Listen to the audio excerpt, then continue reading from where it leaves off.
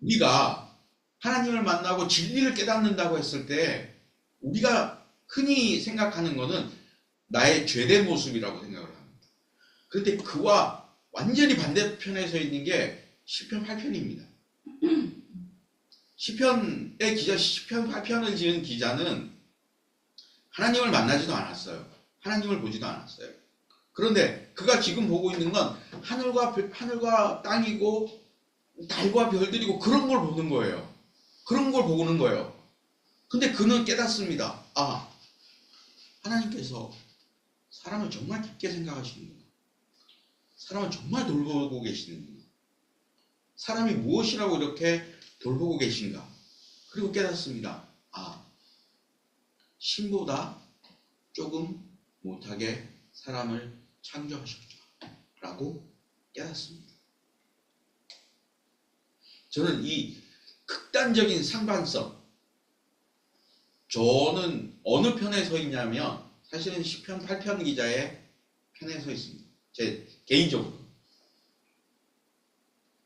저는 우리가 이렇게 뭘 바라보든지 간에 자기를 성찰하고 우리가 하늘과 땅, 그 다음에 별과 달 이런 걸 바라보기에 조금 힘든 환경입니다. 도시에서 살아가는 건 힘들어요. 그렇게 생각하는, 그렇게 바라보고 하는.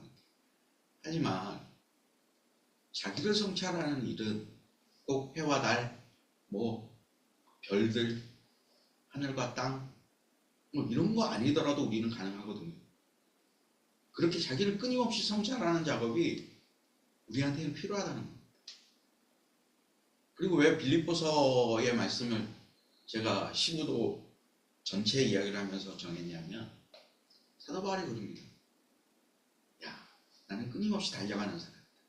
내가 무언가를 붙잡은 사람도 아니고 내가 여기에 멈춰져 있는 사람도 아니다. 라고 바울은 고백을 합니다. 저는 그리스도교 신학은 바울이라고 생각하거든요. 그 이전에 베드로도 있었고 여러 사도들이 있었고 여러 전승들이 있었고 그 다음에 고목사님을 통해서 휴복음서라는 얘기도 여러분들이 들으셨을 거고 그런 여러 가지가 있었지만 저는 원시 그리스도교의 신학을 세운 사람 바울입니다. 바울이 예수의 정신을 왜곡했네 그래서 이런 욕들도 하지만 어쨌든 좋든 싫든 우리는 바울 신학에서 벗어날 수 없습니다. 이렇게 거대한 사람 어떻게 보면 신학이라는 측면에서 보면요 바울은 예수를 능가하는 사람입니다. 예수를 능가하는 사람이 바울입니다. 그런 바울이 그런 얘기를 합니다. 나는 달려가는 사람이다. 그런 얘기를 합니다. 바울이 이런데 우리가 다 됐다라고 생각하는 건 사실 말이 안 되는 이야기거든요. 말이 안 돼요. 끊임없이 자기를 성찰하는 작업은 나를 성찰하는 작업은 그래서 그 자리에서 멈추려고 하는 작업은 제가 저한테 하는 말이지만 야 이건 죄다 이런 생각을 좀 많이 합니다.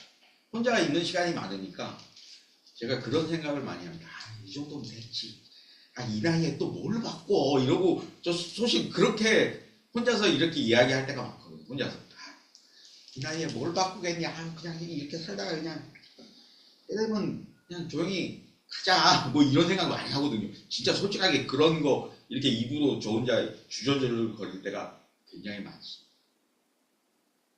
근데 그러다가도 한 번씩 야 이건 죄다 이런 나 자신을 발전 한 발 한 발 발전시킨다라는 의미가 아니라 나를 끊임없이 성찰하기를 멈추는 건 이건 진짜 죄다 이런 생각입니다.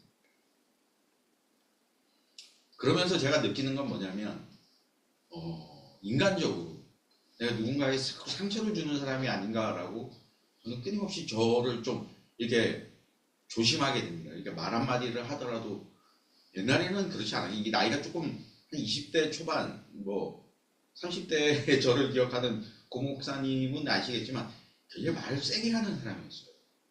말을 세게 하는 사람이었고 상처를 많이 주는 사람이었고 근데 이게 깎이는 게 나이가 들어서 깎인 건지 아니면 제가 조금 이게 사람이 대화하면서 깎인 건지는 저도 잘 모르겠어요. 어떤 건지는 잘 모르겠는데 되게 고민을 많이 해요.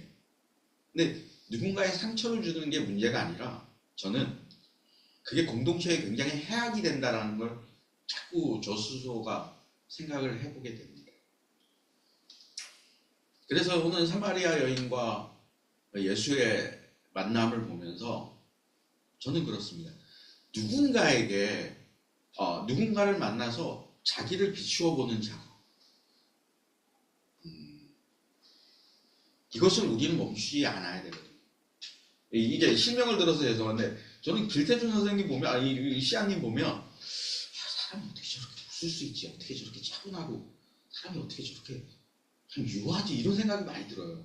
그 저는 되게 부러워요. 그런 게 되게 부럽고 그럼 이거 그래도 이렇게 뭐 좀 바꿔가야 되겠다라는 생각이 많이 드는데 그러면 제가 그런 생각하면서도 제가 말씀드렸지만 이 나이에 뭐를 바꾸겠니? 그냥 이렇게 살다 가자. 뭐 이런 생각이 또 들어요. 끊임없이 그런 생각과 이런 저의 갈등 관계가 이렇게 제 안에서 많이 일어나요. 네, 그렇습니다. 자꾸 우리는 서로를 바라보면서 비추는 거울이 되어야 되고 자기 모습을 보는 사람이 되어야 돼요. 그렇지 않으면 다시 서두로 다시 돌아가면 정말 윤석열입니다. 자기를 성찰하지 않는 것, 자기를 성찰하지 못하는 것.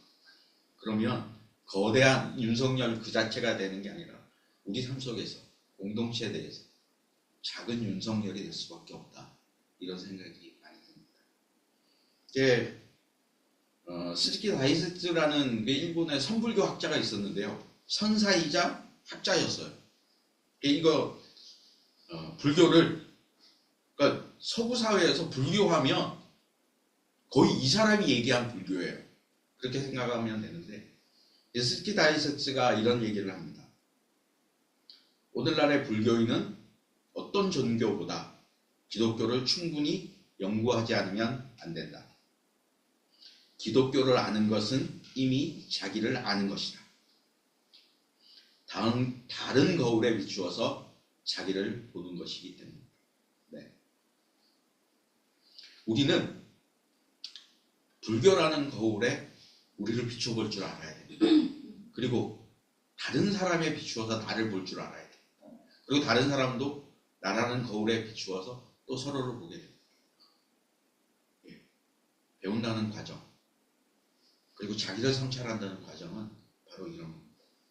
그래서 한 12주 동안 여러분들과 시부도를 가지고 한번 다음 주에는 우리 레아 사장님께서 오시니까 다음 주에는 안 되고 어쨌든 그 다음 주는 또 설날이고 어쨌든 하면서 시부도의 한 단계 한 단계를 밟아가면서 종교를 통해서 그리고 다른 사람을 통해서 자기를 성찰하는 것이 무엇인지 성서를 통해서 배우는 여러분들과 제가 됐으면 좋겠습니다.